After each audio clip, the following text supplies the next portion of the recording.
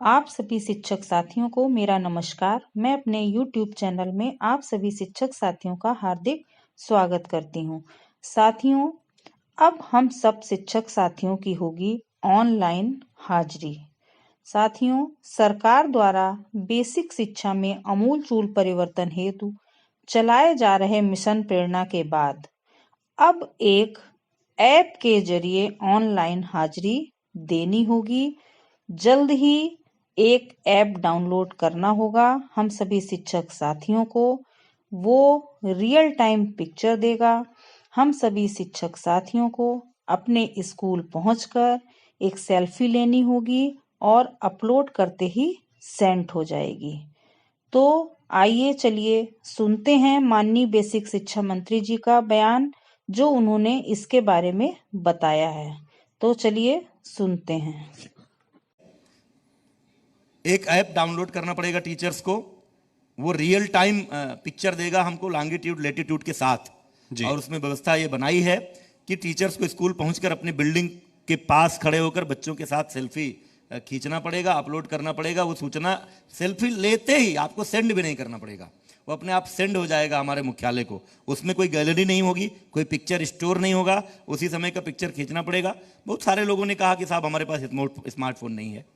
यद्यपि ये विश्वसनीय नहीं है कि टीचर कहे, आजकल बेरोजगार आदमी भी लेकर घूमता है, मजदूर भी लेकर घूमता है और अच्छी सैलरी पाने वाला टीचर कहे कि हमारे पास स्मार्टफोन नहीं है। लेकिन लोगों को लगा कि शायद हमारी मॉनिटरिंग के लिए, यद्यपि केवल मॉनिटरिंग के लिए वो ऐप नहीं है, उस पर आप छुट्टी का एप्लीकेशन भी देंगे।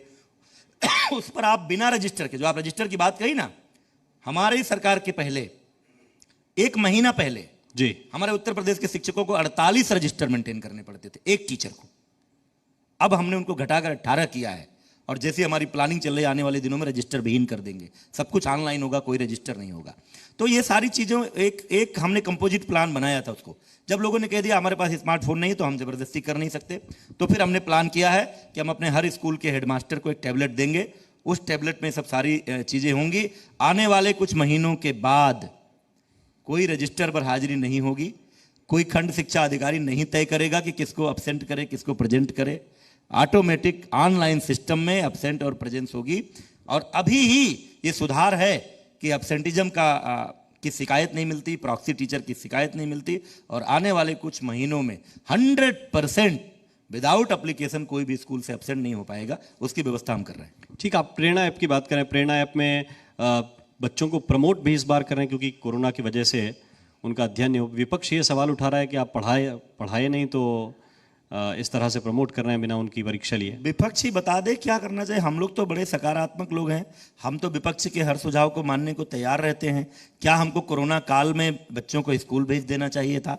जब सबके जीवन पर संकट था तो क्या उस समय स्कूल भेजना ज़्यादा जरूरी था? अब ये तो अजीब बात हुई, नहीं स्कूल बंद करते तो कहते साहब करोड़ों बच्चों को मौत के मुंह में झोंक दिया है।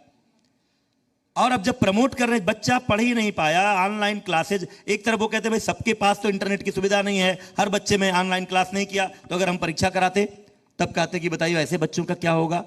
तो टाटा की एक बात मैं रतन टाटा का कोट करना चाहूँगा। जब तमाम सारे लोग तमाम पैकेजेस की मांग कर रहे थे, दिव्य की दुनिया का इतना बड़ा पैकेज 20 लाख करोड़ का आत्मनिर्भर भारत माननीय प्रधानमंत्री जी ने उसी बीच जारी किया। नई शिक्षा नीति उसी बीच आई जिसने एक प्रधानमंत्री जी ने जड़ से जग तक उसके लिए शब्द इस्तेमाल किया है।